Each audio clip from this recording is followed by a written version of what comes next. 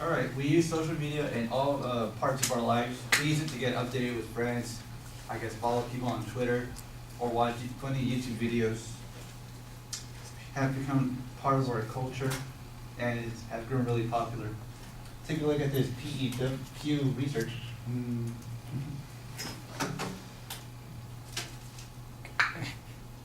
Fail. All right, how do I don't think you're in the slideshow. really? Or did you pull out the remote for the mouse? How do I do that? Okay, let me pause here.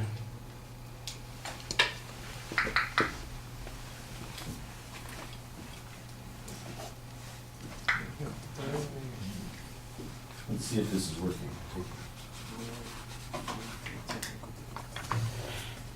Yeah, it's not in.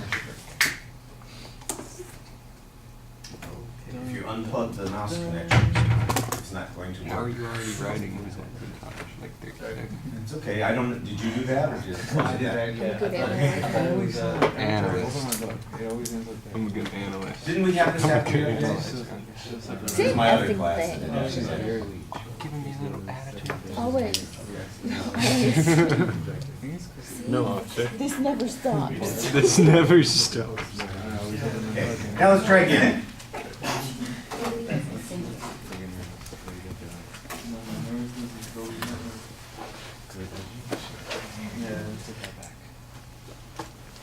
Go ahead.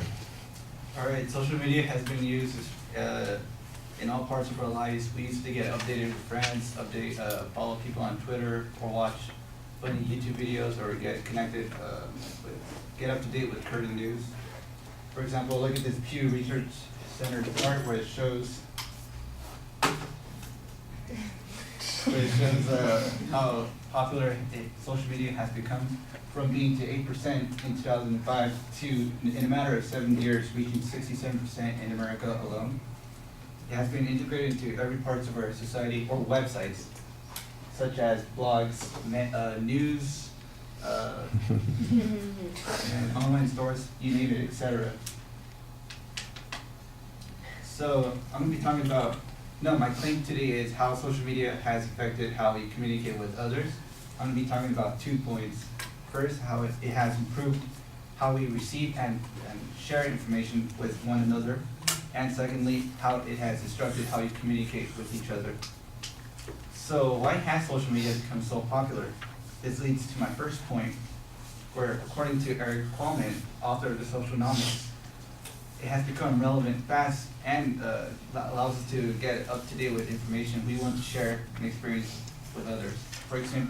For example, I would like to share maybe to my friends like a trip I went to the beach, but if I told Bob through word of mouth, Bob would have to tell George, George would have to tell John, and it's too time consuming. Rather, with the click of a button, I could just show them instantly what I have done that day. Another good example, society has benefited greatly from social media as well. Take for example the Haiti earthquake, how according to USAtoday.com, the Homeland Security Department and the American Red Cross have used and integrated social media into their services in order to stay alert and stay up to date with people who need the aid and supplies the most and send it. That's one of many examples that we have benefited from social media. Really, another good one is the Obama election of 2008, where according to Adam Smith and Jennifer Akkad of the book Dragonfly, it was through social media that Obama was able to target a specific audience, and he has gained support through the use of Facebook, Twitter, and YouTube. He's widely regarded as the first political leader to use social media as a means to reach his audience, and he won. And another good example is the Arab Spring of 2011, where according to Professor Philip Howard of the University of Washington, it was through the use of Twitter, Facebook, and YouTube that Egypt revolutionaries used to show their cry for freedom, and has inspired people in Egypt, Tunisia, Libya to do the same. So now I have shown you the good parts of social media, but there is also bad parts too, which leads to my second point. It's to how social media has disrupted how you communicate with others. Yes, because according to Sherry Turkle, author of Alone Together, it has given us a generic sense of control over how we see ourselves and how we perceive others. For example, when you look at this, it shows you edit profile, and then you get to add or delete friends, your likes, your dislikes. It kind of makes you choose who you want to be and who you want your friends to be, and it's giving us like some artificial sense of popularity, I guess, make us more likable towards other people, and then in reality we might only have like really 4 close friends that we actually talk to than the 600 we might have. And it also led us to have something where we place our friends as conveniences, like friends with benefits. For example, let's say I want to plan a party a month from now, and I send an invitation to all my friends. So I got that done, but what do I do for the rest of the month? I don't talk to them or anything. It feels like it's something I just got through out of my reminders to-do list. We have used friends mostly if we're bored. We'll just text someone, hey, what are you doing? Let's go hang out or something, you know.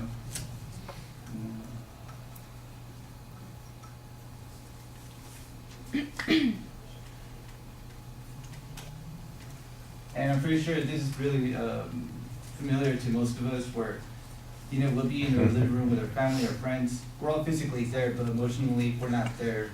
Social media has also made us distracted, where we just be connected literally to our phones. We can't let it go, and we don't appreciate or recognize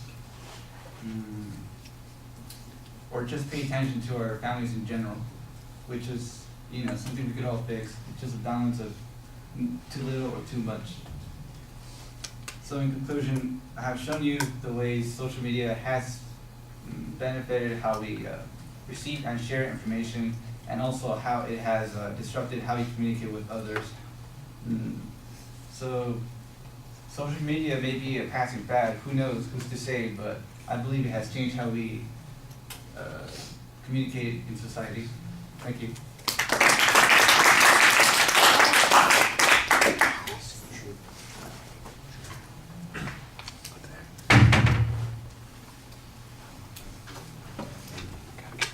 Gotta give it a second.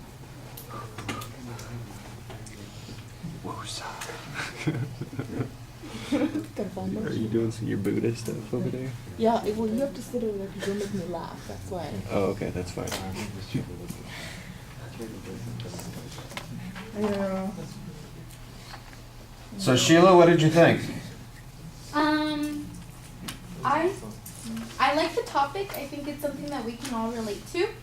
I like how he presented himself. It was like the way he spoke to us, like it was clear and strong and loud.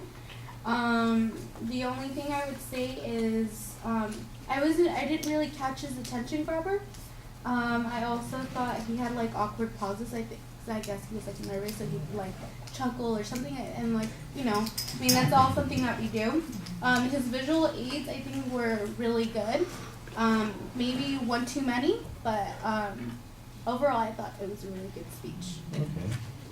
Well, let me start with the visual aids. I think that you find things that are interesting, and that helps quite a bit. I don't know that they explain things as much as they do kind of highlight or remind or show us what you're talking about at a particular point. The one that added some information was the growth of the social media, the Pew statistics. That I thought that was something that contained information that added to what you were saying. Everything else just kind of highlights and shows, which is not a bad thing, but it's a different function that's going on. I thought you had a pretty clear statement of importance at the beginning. Of course, we got it twice because you were we had to go through it a couple of times.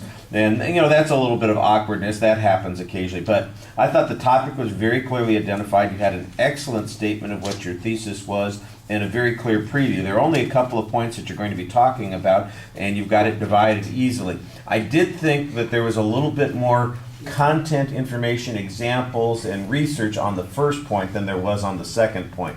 The second point, you depend on some hypothetical examples to illustrate the point. And the picture, for instance, of a family sitting around the breakfast table and everybody being on their laptop or their phone or their tablet, that kind of thing, that's a good illustration. I don't know what kind of research has been done in this field. This is, one of those things that's coming up now, and if I was going back and working on a dissertation, this would probably be a field that I would be actually studying, looking at human communication and the way it's mediated by technology. I think it's an interesting subject, and I just don't know how much research there is on it at this particular point. But I think that you did cite the one person who wrote about this issue and talked about what the potential issues are, and I thought that was a good thing to do. On the delivery, I think the pacing is a little bit awkward, but it's just part of it is you're trying to work the slideshow at the same time. Maybe a little bit more practice would help. It's just a diamond in the rough kind of thing. We just need to take some edges off it. I didn't think there's anything problematic. I'm going to point it out only because when they pop into my head, I sometimes notice them. Don't take it as a criticism. I think I'm a little sensitive about this because somebody yelled at me one time about this, and I'm just pointing stuff out to people that you may not be aware of. It's not necessarily, I didn't dock you for points or anything on it. I've never heard it pronounced Heidi. Heidi. When you talked about the Haiti earthquake, I thought, she and her grandfather were trapped up there on the mountain, and Haiti had an earthquake, and oh no, it's the Haiti earthquake. I knew what you were talking about immediately, but it was just that's one of those slips that people make, and I wasn't sure if you didn't know how to say it, or if that's what it was just a slip. And those kinds of things happen, and like I said, sometimes we want to pay attention to them. Sometimes they're not a big deal at all. So don't panic about it, don't worry about it. I just noticed it, thought I'd mention it.